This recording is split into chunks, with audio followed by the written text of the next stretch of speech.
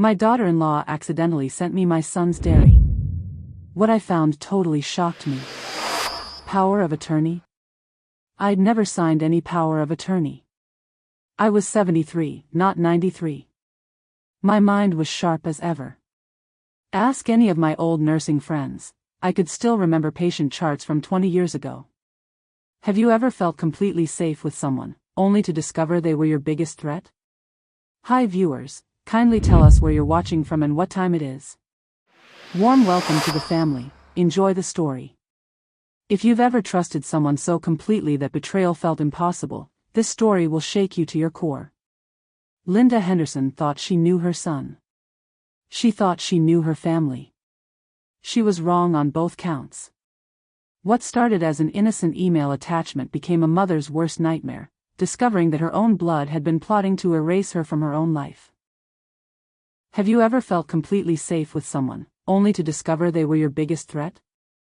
Has something like this happened in your community, family members turning against the very people who raised them? Do you know someone who trusted too much and paid the ultimate price? The problem isn't just betrayal, it's how easily trust can be weaponized against the people who deserve it most. But what Linda discovered next, and how she fought back, will leave you questioning everyone you think you can trust.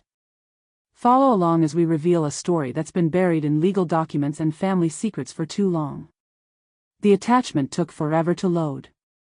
When it finally did, I wished it hadn't. My son's handwriting stared back at me. Mom doesn't know the truth. She was supposed to be erased. I was sitting in my kitchen that Tuesday morning, same as always. Coffee in Harold's old mug, toast with just butter, morning light hitting the table where we'd shared 30 years of breakfasts. The email came from my daughter-in-law, Rebecca. Subject line said, "Recipe for you," with a smiley face. I figured it was another one of her casserole ideas. The first page looked normal enough, Daniel's journal from what looked like last month. His handwriting, that messy scrawl I'd recognized since second grade. But then I read the words again. Really read them. Mom doesn't know the truth.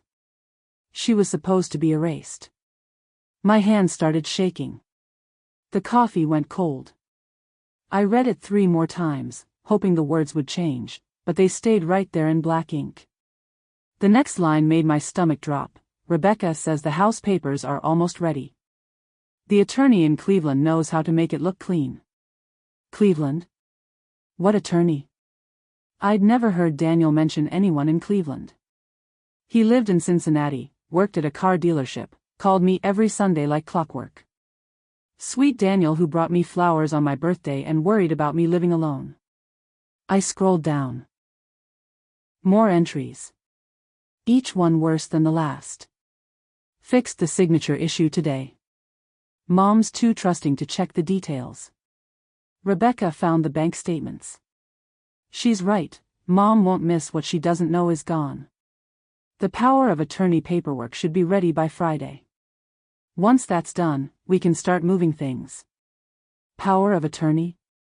I'd never signed any power of attorney. I was 73, not 93. My mind was sharp as ever. Ask any of my old nursing friends. I could still remember patient charts from 20 years ago. But there it was, in my son's handwriting. Planning to take my house. Planning to take Harold's savings. Planning to make me disappear from my own life. If your own family turned against you on paper, would you see the signs? Subscribe, the next clue might save someone you know. I kept reading. The entries went back months. References to forged documents, fake signatures, something called up to paper fix that would make everything legal after the fact. My name crossed out of deeds. Bank accounts I didn't know about. Visits to my house when I wasn't home. The worst part? Rebecca hadn't sent this by accident. The last entry made that clear. Rebecca says we should let Mom read some of this soon. Prepare her for the transition. This was intentional.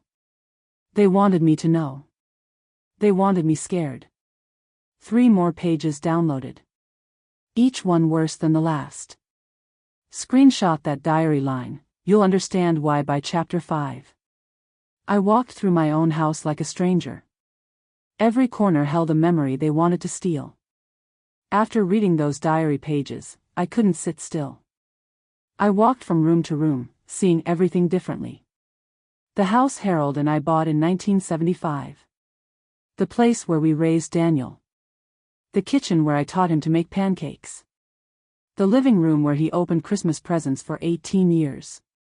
Now it felt like a crime scene. I started in Harold's old office. His desk sat exactly where he left it 3 years ago, still cluttered with his medical journals and tax folders. I pulled open the bottom drawer, the one that always squeaked. Harold used to keep our important papers there. Deed to the house, insurance policies, birth certificates. The deed folder was empty. My heart pounded as I checked every drawer, every file. Nothing.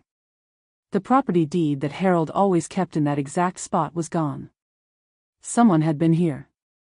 Someone with a key. Daniel had a key.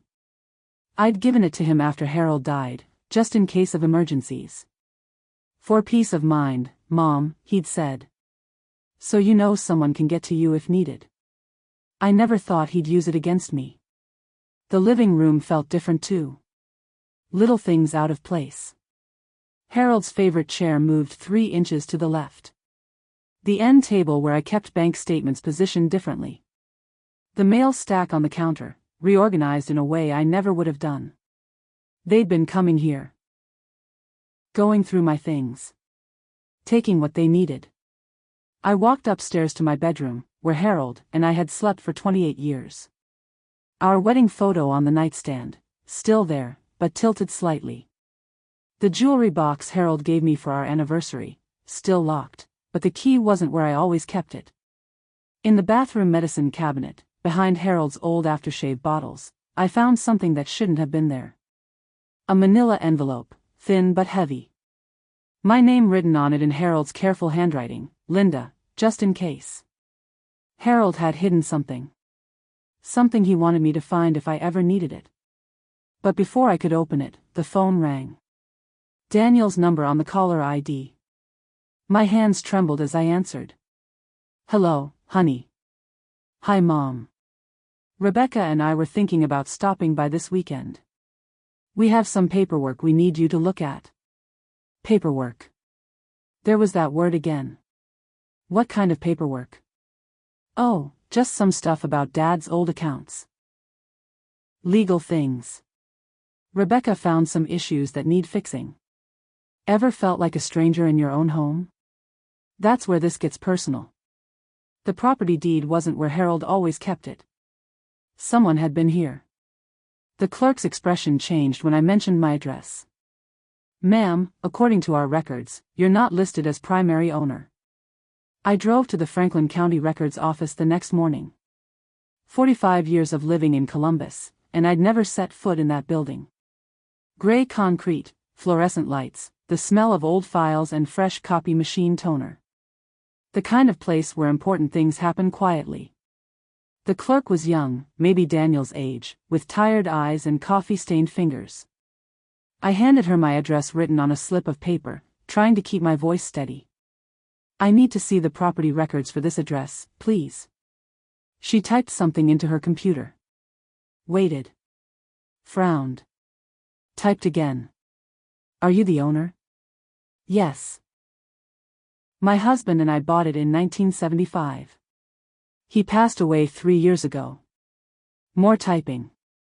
A longer pause. Ma'am, according to our records, you're not listed as primary owner. The deed shows. She squinted at her screen. Daniel Henderson and Rebecca Henderson as joint owners. Filed 6 months ago. The room tilted. I gripped the counter to keep from falling. That's impossible. That's my house. I've lived there for almost 50 years. She printed something and handed it across the counter. An official document with the county seal. My address at the top. Daniel and Rebecca's names where mine should be. At the bottom, a signature that looked like mine but felt wrong. The transfer was notarized on March 15th, she said, pointing to a stamp. See? Everything looks proper. March 15th. I remembered that day. I'd been at the hospital with my friend Margaret during her surgery. All day. From 7 in the morning until past 9 at night. There was no way I could have signed anything that day. Can I see the original documents? The clerk disappeared into a back room and returned with a thick folder. Inside were papers I'd never seen before. A deed transfer. A power of attorney document. A notarized statement saying I was willingly transferring ownership due to declining mental capacity. Declining mental capacity. The words hit like a slap. But the signatures, they looked like mine. Close enough that someone who didn't know me well might be fooled. The handwriting was too careful, too perfect. When I signed my name, I rushed through the L in Linda. These signatures took their time. Who was the notary? She checked the stamp. Rebecca Henderson. Licensed notary public. Rebecca had notarized my signature. On a day when I was at the hospital. For a document I'd never seen. One signature can steal decades of your life. Subscribe before they perfect the method. Can I get copies of everything? The clerk nodded, but her expression had changed. She looked uncomfortable, like she was starting to understand what she was seeing. 20 minutes later, I walked out with a folder full of lies. Legal lies. Official lies. But lies with my address on them and my name forged at the bottom. The notary's signature looked familiar. Too familiar. Guess whose signature that notary matched? Comment your theory. Mrs. Chen had been watching. They came twice when you weren't home, she whispered over the fence. I found her in her garden that evening, tending to the roses that grew along our shared property line. 84 years old and still sharp as a tack. She'd lived next door for 22 years, long enough to know every car that belonged on our street. Linda, she said, looking up from her pruning shears, I've been wanting to talk to you. Something in her tone made me step closer to the fence. About Daniel's visits? Her eyes narrowed. You know about those? I'm starting to figure things out. Tell me what you saw. She set down her shears and wiped her hands on her garden apron. They came on weekdays.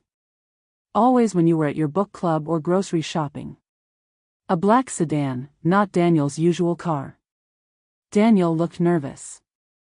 The woman, his wife, she carried a briefcase and acted like she owned the place. Rebecca. With a briefcase. When was this? First time was January, right after that cold snap. Second time was March, the day you spent at the hospital with Margaret. I remember because I thought it was strange. Why visit when they knew you weren't home? March 15th. The day my house was stolen on paper. Did they go inside? Mrs. Chen nodded. Used a key. Stayed about 2 hours each time. The woman took pictures with her phone. Pictures of your front door, your mailbox, even the house numbers. Pictures. Evidence for their forgery, probably.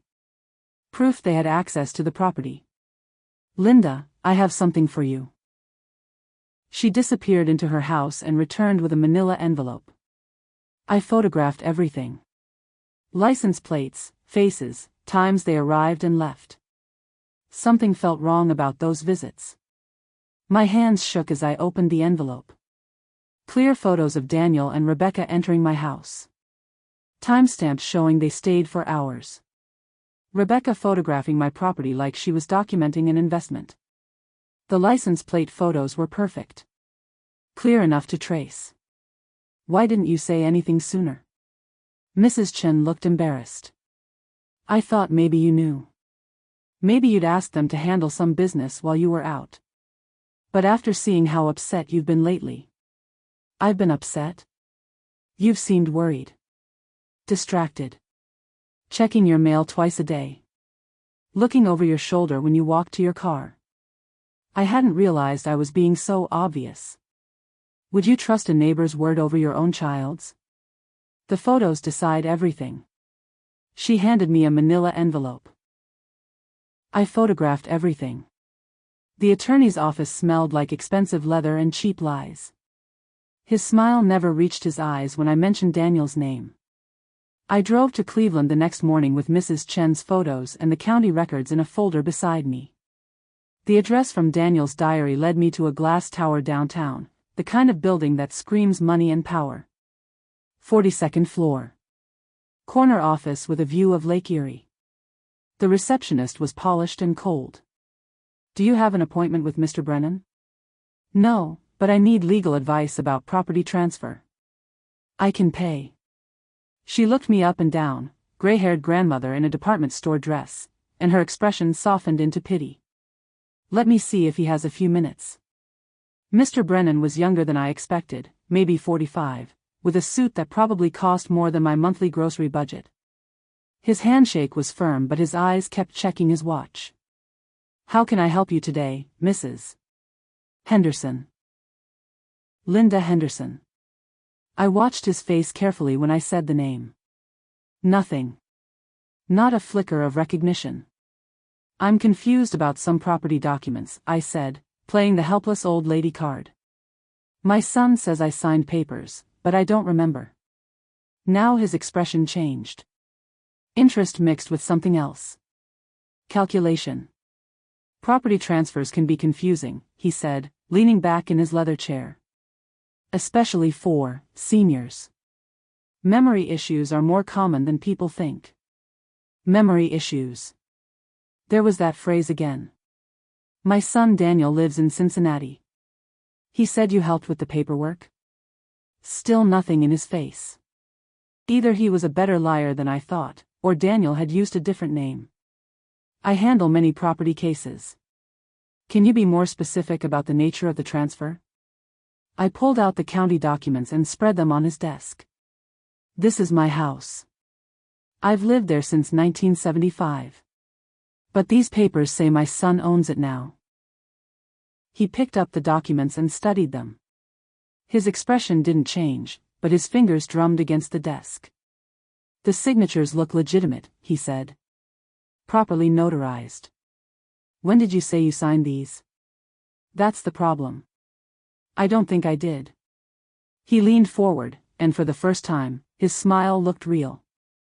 Predatory, but real. "Mrs. Henderson, are you suggesting these documents are forged?" "I'm not suggesting anything. I'm asking questions." "Well, forgery is a serious accusation. Very serious. The kind of thing that can ruin relationships and cost families a lot of money in legal fees." The threat was subtle but clear. "Back off or pay the price." "Of course," I said, gathering the papers with shaking hands. "I'm probably just confused." "It happens," he said, standing to escort me out. "Aging affects everyone differently. Your son sounds like a caring man, looking out for your interests."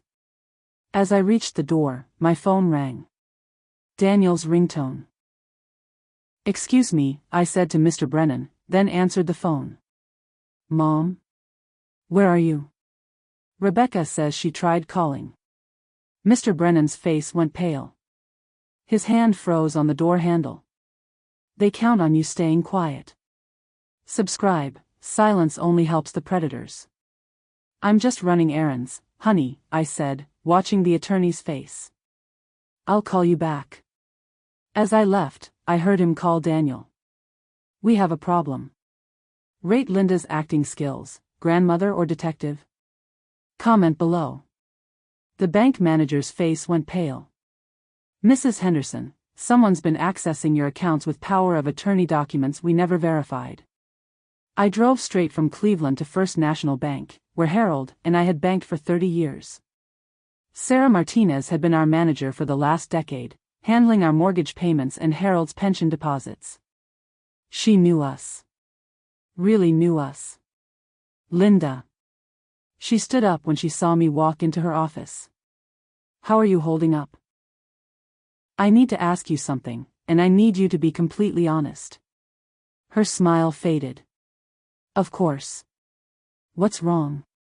I pulled out the power of attorney document from the county files. "Have you ever seen this before?" She took it and read carefully. Her expression grew more concerned with each line. Linda, we never received this document. If we had, I would have called you personally to verify. But someone's been accessing my accounts? She turned to her computer and started typing. Her frown deepened. There have been inquiries. Phone calls asking about your account balances, your savings, Harold's pension transfers. The caller claimed to be acting on your behalf. When? The first call was in January. The person had your social security number, knew your account history. Our phone rep assumed it was legitimate. January. Right around the time Daniel started writing in that diary. What kind of information did they get? Sarah's fingers flew across the keyboard. Account balances, transaction history, information about Harold's life insurance payout. She stopped. Linda, they also asked about direct deposit changes and beneficiary updates. My stomach dropped. What did you tell them? Nothing, thank God. Our policy requires in-person verification for any actual changes. But they got enough information to plan something. Can you print everything? Every call, every inquiry? She nodded and started printing. Linda, I have to ask, are you in some kind of trouble? I looked at this woman who'd helped us refinance our house, who'd sent flowers when Harold died, who'd personally handled my widow's benefits. My son is trying to steal my house and my money. And he's using forged documents to do it. Sarah's face went white. Oh my God. Linda, we see this more than you'd think. Elder financial abuse. It's usually family members. She handed me a stack of papers. Phone logs, inquiry records, requests for information. All the dates matched Daniel's diary entries perfectly. There's something else, Sarah said quietly. 3 of the inquiries happened on Sundays. Sundays? We're closed on Sundays. No staff here. Whoever called our after-hours line would have needed employee access codes. Digital theft leaves trails. Flag this Sunday detail, it breaks the case wide open. The transfers happened on Sundays. Banks are closed on Sundays. Her voice was honey over poison when she called. Linda, we need to discuss Daniel's concerns about your memory. The call came that evening while I was organizing all my evidence on the kitchen table. Bank records, county documents, Mrs. Chen's photos, Harold's hidden envelope still unopened. Rebecca's number on the caller ID. I let it ring 3 times before answering, giving myself time to turn on Harold's old tape recorder. Something told me I'd want a record of this conversation. Hello, Rebecca. Linda, hi. I hope you don't mind me calling. Daniel and I are worried about you. Worried. That was rich. Worried about what? Well, you seemed confused when we talked about coming over this weekend. And Daniel mentioned you'd been asking strange questions about paperwork. I kept my voice steady. What kind of strange questions? Oh, you know. Questions about documents you signed, wondering about property transfers. Daniel thinks you might be having some memory issues. There it was. The setup. Paint me as senile so nobody would believe my accusations. My memory is fine, Rebecca. Of course it is, sweetie. But sometimes stress can make us forgetful. Losing Harold was traumatic. Living alone can be overwhelming for someone your age. Someone my age. Like 73 was ancient. I manage just fine.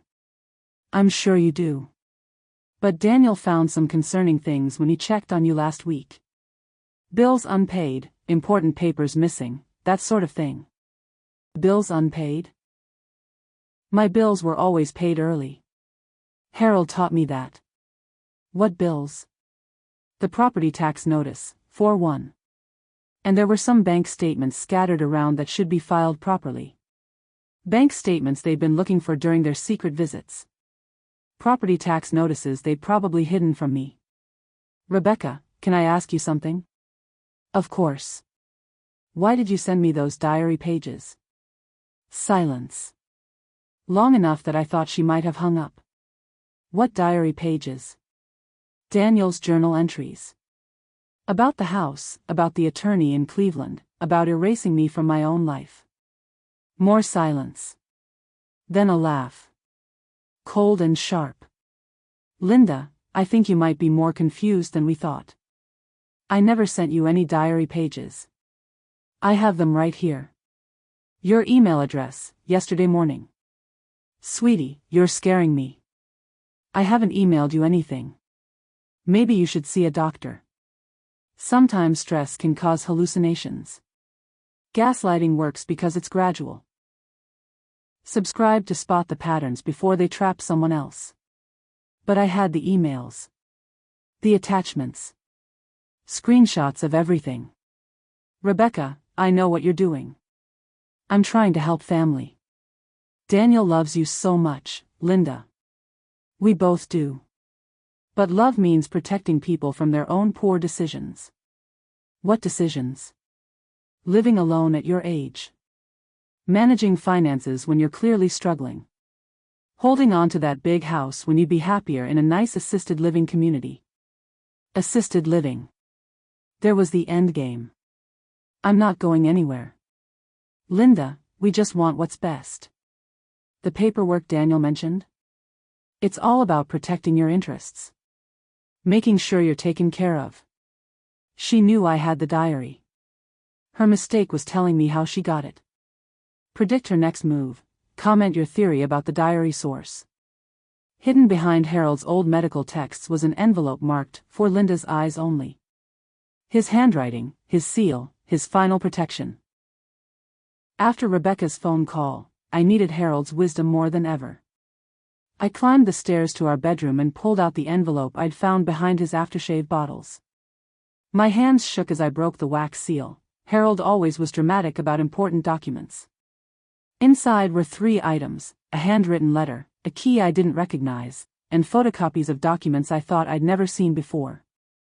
The letter was dated 6 months before Harold died. My dearest Linda. If you're reading this, something has gone wrong with Daniel and that woman he married. I pray I'm being paranoid, but 40 years in medicine taught me to trust my instincts about people. I don't like Rebecca. Never have. She looks at our house like she already owns it, asks too many questions about our finances, and I've caught her going through our mail when she thinks nobody's watching. More concerning, Daniel has been asking about my will, about property transfers, about what happens to the house when we're both gone. Not in a loving son way, in a calculating way.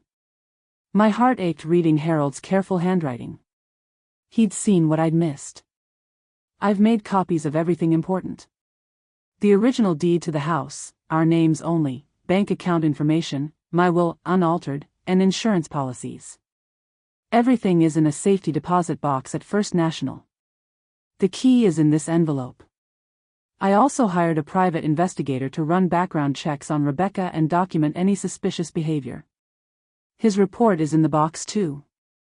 What I found scared me, Linda. She's done this before. Done this before. My blood went cold. The box number is 247. Sarah Martinez has been instructed to give you access anytime you need it, no questions asked. I've told her this envelope exists but not where it's hidden. If you're reading this because I'm gone and Daniel is acting strange, trust your instincts. Our son isn't the man we raised. That woman changed him, and not for the better. Fight for what's yours, Linda. Fight for what we built together. You're stronger than you know, and you're smarter than they think. All my love, Harold. P.S. I've also left instructions with Judge Morrison about our situation. Her home address is on the back of this letter. She owes me a favor from when I treated her mother. Trust her completely. Judge Morrison. Harold had thought of everything. I turned the letter over. An address in Upper Arlington, about 20 minutes away. The documents in the envelope were copies of our original house deed, Harold's real will, leaving everything to me, and bank records showing our true account balances, numbers much higher than what Daniel and Rebecca thought we had. Harold had been 3 steps ahead of them the whole time. Love that protects beyond the grave. Have you seen this kind of foresight? Share below. Harold's note ended with an address and a name. Trust her completely. Judge Morrison read Harold's letter twice before looking up. He saw this coming 3 years ago. Smart man. The house in Upper Arlington was a modest colonial with a perfectly maintained garden. Judge Patricia Morrison answered the door herself. No staff, no security, just a 70-year-old woman in jeans and a cardigan who looked like somebody's favorite grandmother. Until she started talking. Then her voice carried the authority of 30 years on the family court bench. You must be Linda Henderson. Harold said you might come by someday, though I hoped you wouldn't need to. She led me to a home office lined with law books and family photos. A lifetime of legal experience organized on mahogany shelves. Harold treated my mother for 15 years, she said, settling behind her desk. Lung cancer, remission, then the return that finally took her. He never charged us full price, always made time for house calls, held her hand when she was scared. I told him if he ever needed a legal favor, he just had to ask.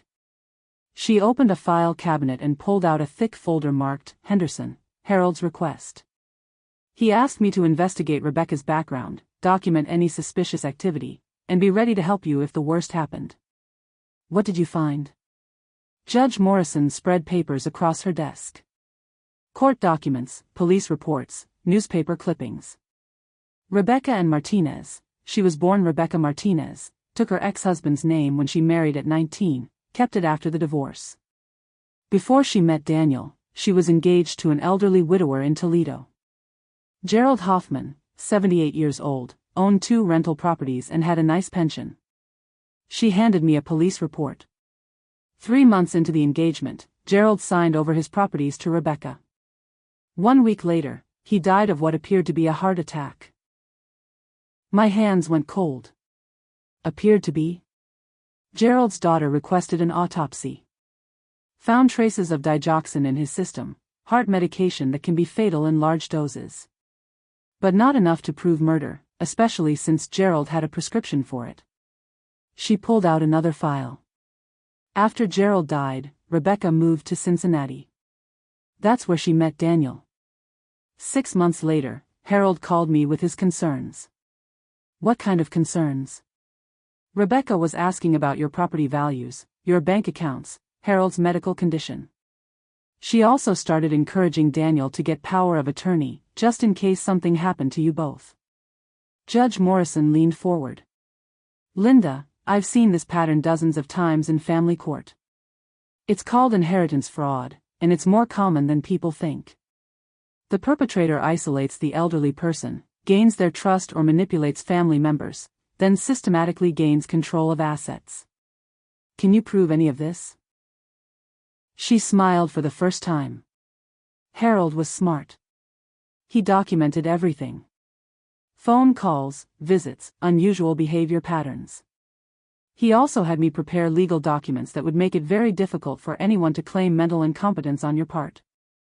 She handed me a folder.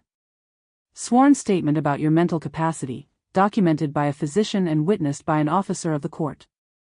Dated and notarized. If anyone tries to claim you're senile, this document proves otherwise. Professional thieves count on you not knowing the law. Subscribe, knowledge is your shield. Harold was 3 years ahead of them. Judge Morrison smiled for the first time. Linda, they made one crucial mistake. What's the fatal error that dooms their plan? Lawyers in the comments, help us out. The hidden camera felt heavy in my purse as Daniel walked through my front door with official papers and a fake smile. Judge Morrison had arranged everything. A tiny recording device that looked like a hearing aid, a camera disguised as a brooch on my sweater, and a legal strategy that would trap them in their own lies. The key is to let them hang themselves, she'd explained. Don't accuse. Don't confront. Just let them follow their plan while we document every illegal word. Daniel arrived exactly on time, just like he'd promised during our Sunday phone call. He looked nervous, kept checking his watch and glancing toward the street like he expected someone to follow him. Hi, Mom. His hug felt mechanical, rehearsed. Hello, sweetheart. You said you had some papers for me to look at? Yes, just some routine stuff. Legal formalities that Dad should have taken care of before he trailed off, trying to look sad. He set a leather briefcase on the kitchen table, the same table where I'd read his diary entries just a week ago. So, what kind of formalities? Well, there are some issues with the house deed. Dad apparently made some mistakes in the paperwork when he first bought it. Technical stuff, but it needs to be corrected. Technical stuff. Right. Daniel pulled out official-looking documents with county seals and legal language. This just updates the deed to reflect current ownership status. Very routine. I pretended to read the papers, though I could barely focus on the words. My hands were shaking so badly I had to set them down. I don't understand all this legal language, honey. That's okay, Mom. You don't need to understand it. You just need to sign here, here, and here. He pointed to 3 signature lines with yellow sticky arrows. What exactly am I signing? Like I said, just corrections to Dad's original paperwork. Making sure everything is legal and up to date. I picked up the pen he handed me, his old high school graduation pen, the one I'd given him as a gift. The irony wasn't lost on me. Daniel, can I ask you something? Sure, Mom. Do you think I'm losing my memory? His face went pale. What? No, of course not. Why would you ask that? Rebecca mentioned that you were worried about me. About my ability to handle my own affairs. Mom, Rebecca worries about everyone. She just wants what's best for you. And what's best for me? He shifted uncomfortably. Well, this house is getting too big for you to manage alone. The yard work, the maintenance, the property taxes. Maybe it would be better if you moved somewhere smaller. More manageable. Like assisted living? Maybe. Or a nice apartment. Somewhere you'd have help if you needed it. I held the pen over the signature line. And you think I need help? I think you deserve to enjoy your golden years without worrying about house payments and property taxes and all that stress. House payments. We paid off the mortgage 12 years ago. What house payments? Daniel's face flushed. I mean, well, there are always costs. Insurance, taxes, utilities. He was improvising now, making up problems that didn't exist. Trust broken can't be taped back together. Subscribe, some relationships aren't worth saving. I signed my name, but not where he expected me to. Instead of signing the deed transfer, I signed the back of the document in big, clear letters, under duress, coerced by Daniel Henderson, witnessed and recorded. He handed me the pen. I signed my name, but not where he expected. Through tears, he whispered the one thing I never expected to hear. What could Daniel say that changes everything? Comment your guess. I placed the recording device on the kitchen table. Daniel's face crumbled like old paper. Mom, what is that? Everything you just said. Every lie you told me about house payments we don't have and problems that don't exist. His hand started shaking. The confident son who'd walked through my door 20 minutes ago was gone. What sat across from me now was a stranger wearing Daniel's face. I can explain. Can you? Can you explain why you forged my signature? Can you explain why you've been sneaking into my house when I'm not home? Can you explain this? I pulled out the diary pages Rebecca had sent me. His own handwriting condemning him. Mom doesn't know the truth. She was supposed to be erased. I read his words back to him. That's your handwriting, Daniel. Your plan. He buried his face in his hands. It wasn't supposed to happen like this. How was it supposed to happen? You steal my house, take my money, and ship me off to some home where I'd die forgotten? We weren't going to hurt you. We needed. You needed what? Money. The word came out broken. Rebecca's ex-husband left huge debts. Credit cards, gambling loans, people who don't take no for an answer. I stared at him. So you decided to steal from your mother? It wasn't stealing. Not really. You're going to leave everything to me anyway when you're gone. We just needed it sooner. When I'm gone. Like he was planning my funeral already. And the memory problems? The confusion Rebecca keeps talking about. Daniel looked up, tears streaming down his face. That was her idea. She said if people thought you were getting senile, nobody would believe you if you complained about missing money or property transfers. Rebecca's idea. Everything was Rebecca's idea? He nodded like a child caught breaking something precious. What about the attorney in Cleveland? What about the forged documents? Rebecca handled all that. She said she knew how to make it legal, how to make it look like you agreed to everything. I pulled out more papers. Bank records, county documents, Mrs. Chen's photographs. Your wife has done this before, Daniel. Did you know that? Her last fiancé died under suspicious circumstances right after signing over his property. Daniel's face went white. That's not, she wouldn't. Judge Morrison showed me the police reports. Rebecca poisoned an elderly man in Toledo. Didn't kill him outright, just made his heart condition worse until nature took its course. No. No, Mom, you're wrong. Rebecca loves me. She's trying to help us build a future together. She's using you, Daniel. The same way she used Gerald Hoffman. The same way she was planning to use me. Daniel stood up so fast his chair fell backward. He paced to the window, looking out at the street like he expected police cars. What are you going to do? What any mother would do when her child tries to destroy her life. Through tears, he whispered the one thing I never expected to hear, Mom, I think she's planning to hurt you. The district attorney's office had been waiting for a case like this. Mrs. Henderson, you've handed us a roadmap to elder fraud prosecution. Assistant District Attorney Maria Santos was younger than Daniel but carried herself like she'd seen every kind of family betrayal imaginable. Her office walls were covered with commendations for prosecuting white-collar crime. Elder financial abuse is one of the fastest-growing crimes in Ohio, she said, spreading my evidence across her conference table. But victims rarely have documentation this thorough. Judge Morrison sat beside me, her legal expertise giving weight to my accusations. She'd arranged this meeting, called in favors to fast-track the investigation. The diary entries are particularly damning, Santos continued.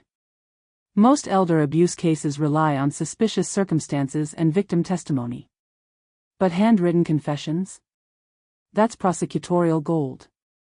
She picked up Mrs. Chen's photographs. These establish a pattern of unauthorized access.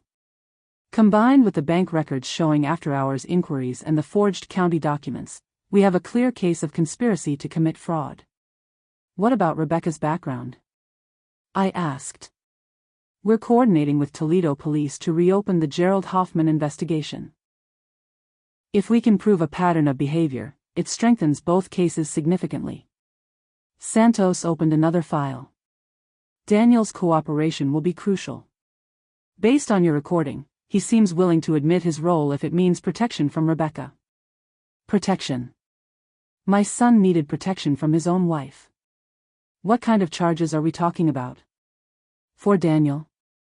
Fraud, forgery, conspiracy to commit elder abuse. He's looking at 2 to 5 years if he cooperates fully. If he doesn't. She shrugged. 10 to 15. The numbers hit me like physical blows. My only child facing prison time. For Rebecca, it's more serious. If we can prove the Toledo connection, we're talking about murder charges. At minimum, she's facing aggravated elder fraud, identity theft, conspiracy, and racketeering. Racketeering?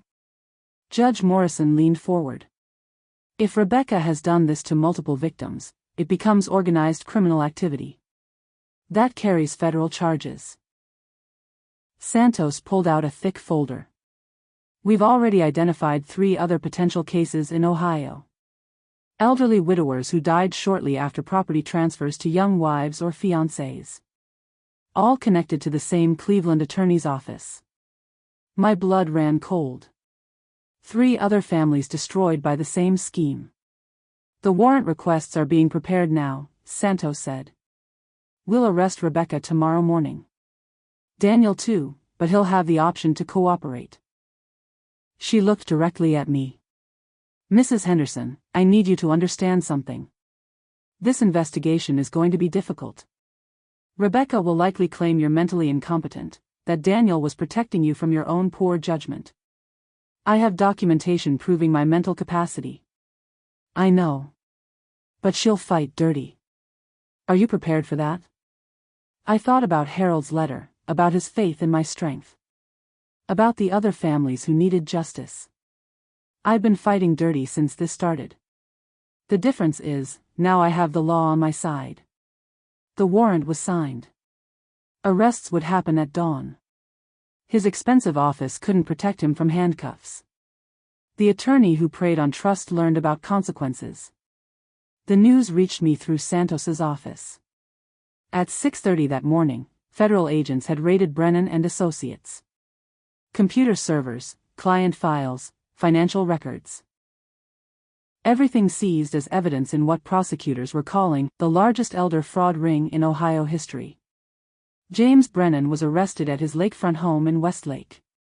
The man who'd threatened me with legal fees and family destruction was photographed in handcuffs, his expensive suit wrinkled, his confidence shattered. The Cleveland Plain Dealer ran the story on page 1, attorney accused of systematic elder fraud. According to the article, Brennan's operation was more sophisticated than anyone had imagined. Working with accomplices across 3 states, he'd targeted elderly widows and widowers with significant assets but isolated social situations. The method was always the same. A younger person would befriend or marry the elderly victim. Gradually, they'd gain access to financial information and property details. Then Brennan would create legal documents transferring ownership while making it appear voluntary and legitimate.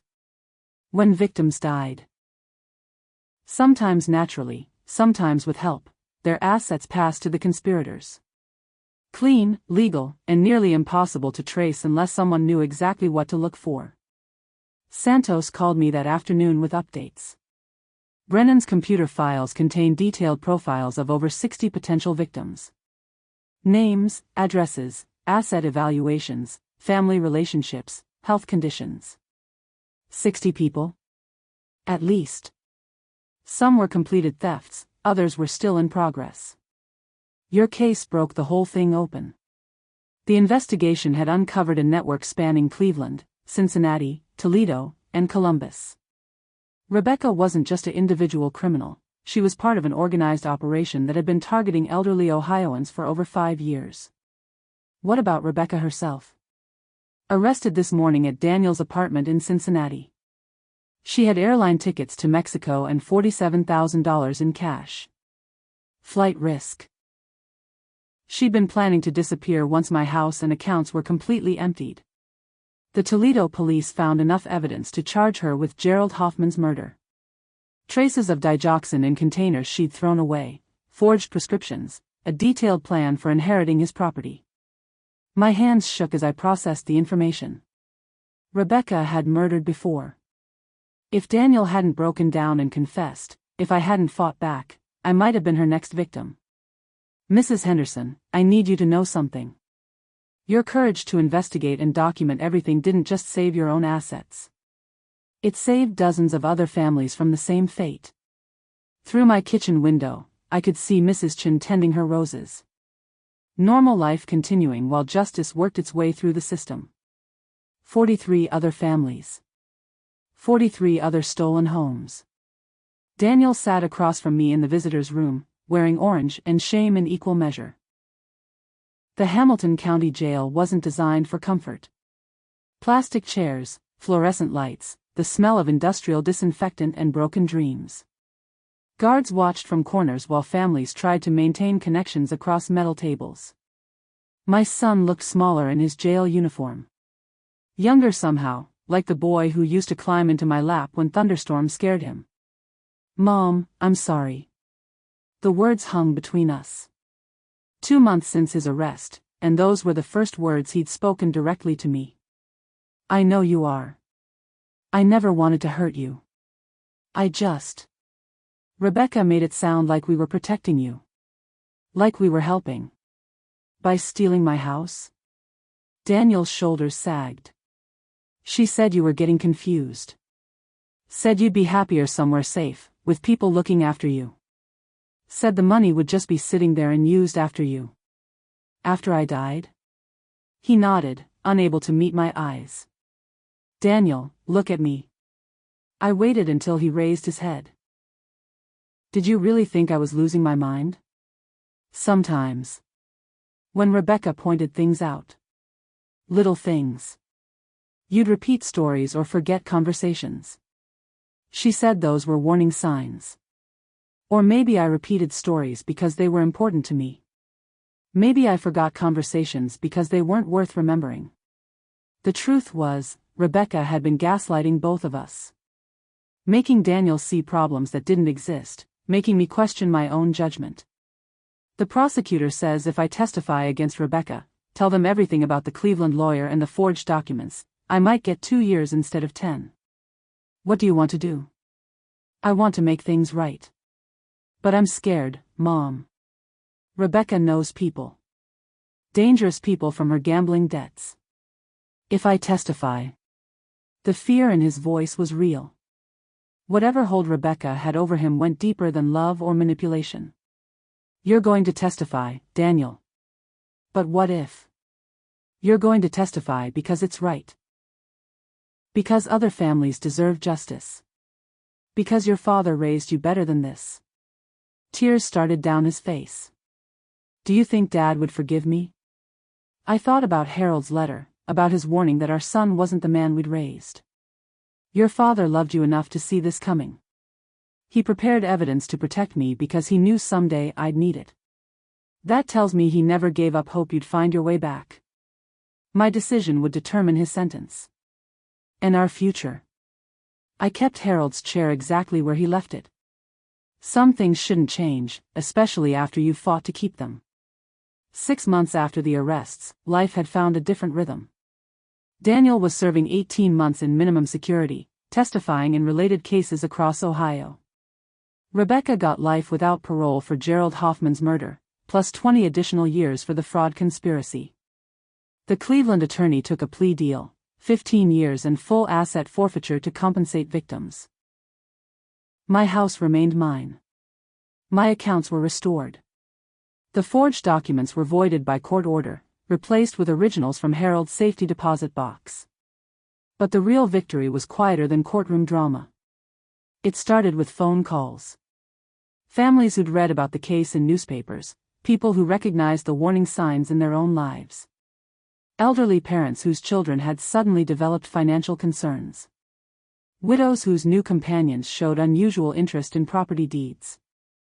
Judge Morrison connected me with Ohio's Department of Aging, where I now volunteer twice a week.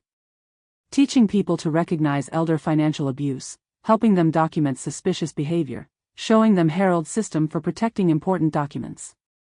The irony isn't lost on me. Harold spent his career healing people's bodies. Now his planning helps heal families torn apart by greed. Mrs. Chen still brings me vegetables from her garden.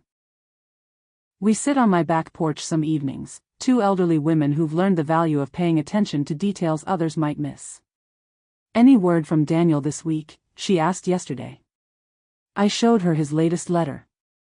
He's taking accounting courses in prison, says he wants to help elderly people manage their finances honestly when he gets out. Whether that's genuine redemption or just hoping for reduced supervision, time will tell. But he calls every Sunday, just like before. We don't talk about Rebecca or money or the house. We talk about the weather, about books I'm reading, about his prison job in the library. Small steps back toward being mother and son instead of victim and perpetrator. The afternoon sun hits Harold's chair just right around 3 o'clock, the way it always did when he'd sit there reading medical journals. I've learned to time my coffee breaks to catch that light, to imagine him nodding approval at how things turned out. Not perfect. Daniel's still paying for his choices, and trust doesn't rebuild overnight. Some relationships carry permanent scars. But I kept what mattered. Home, independence, the right to make my own decisions about my own life. Sometimes that's victory enough. The mail carrier still waves when he delivers my bills. The bank manager still calls me by name. Mrs. Chen still watches the neighborhood with careful eyes. And Harold's chair remains exactly where he left it, holding space for memories worth fighting to preserve.